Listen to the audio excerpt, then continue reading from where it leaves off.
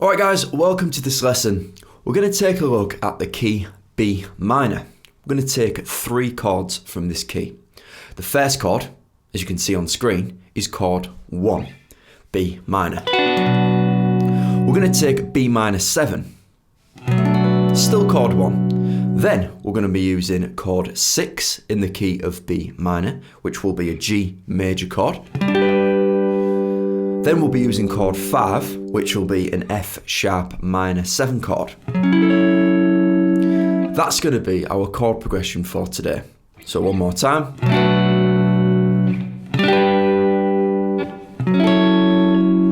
Let me break those chords down for you just in case you haven't played these chords before.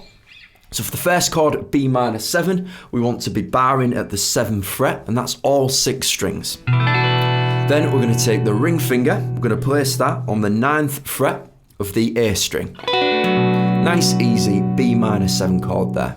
If you haven't played bar chords before, this is going to be quite challenging, but it's a really fun exercise to get your bar chords sounding better.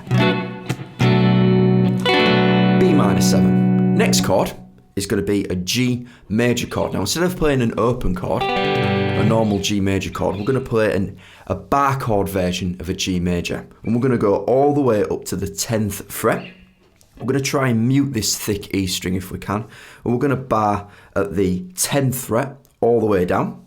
But really, we're just grabbing this root note here because the shape involves me barring with the ring finger at the 12th fret.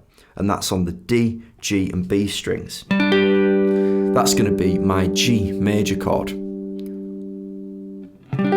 which is chord 6 in the key of B minor. Don't worry if you don't know what that means. As long as you can play the chords, this will work perfectly fine. We're moving to chord 5 in the key of B minor, or in other words, we're dropping down to an F sharp minor 7 chord.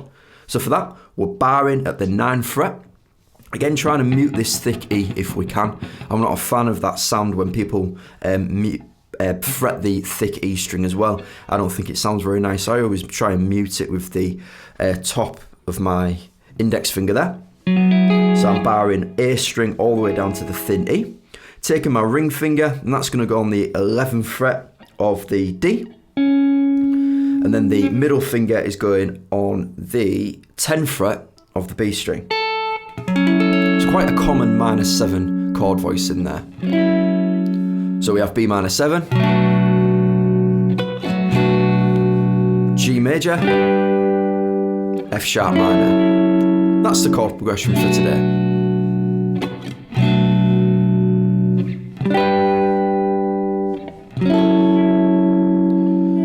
So a nice exercise to practice our down, up strums. We need to be counting 1 and 2 and 3 and 4. And if you've done this before, you'll find it quite easy, but it's a nice, easy exercise to get your right hand, or your strumming hand, moving a bit more fluently. So for now, we're just counting 1 and 2 and 3 and 4 and. The beats that I want to be accenting for this strumming pattern is the 1, so the first beat.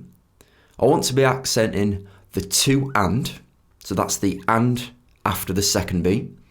I'm going to try and accent the 4th beat as well, so it'll sound like this.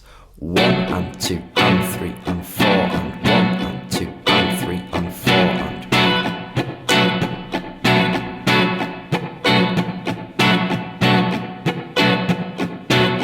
You see what I'm doing this? I'm releasing tension off the chord to mute all 6 strings.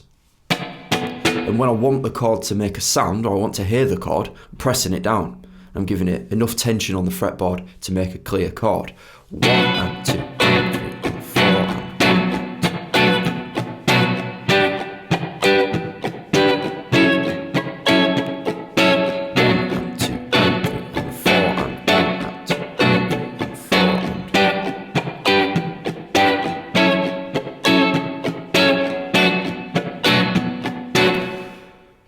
We can also do this strumming pattern with just down strums, and that involves a little bit of muting on the strumming hand as well. So it might sound like this. Can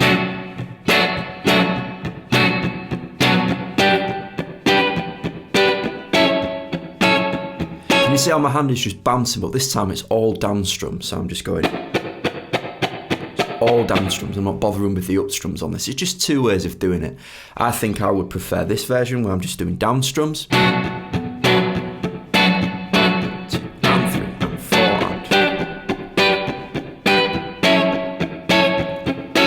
Other things we can do, just like I did there, was sliding into the chord.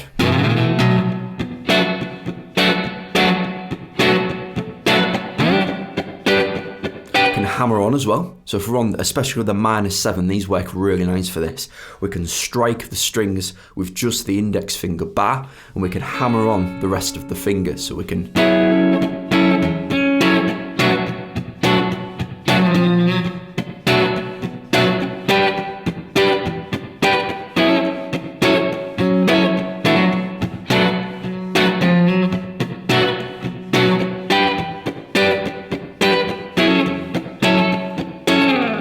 Now, in the intro video, you saw me do some little fills and some lead guitar lines.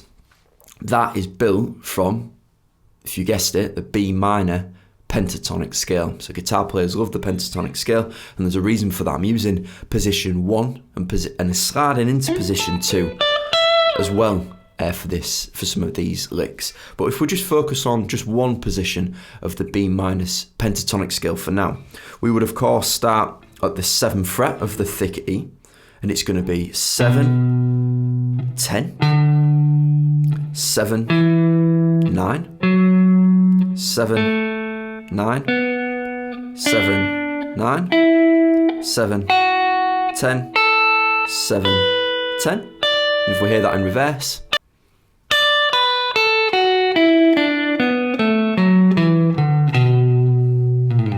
so some licks and some lead lines that you might have heard from me in the videos that I've done on social media or YouTube.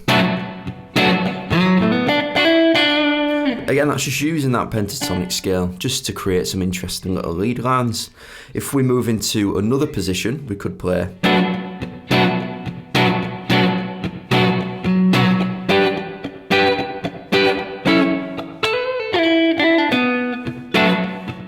Just grabbing notes outside of that first position, pentatonic scale minor, B minor pentatonic scale.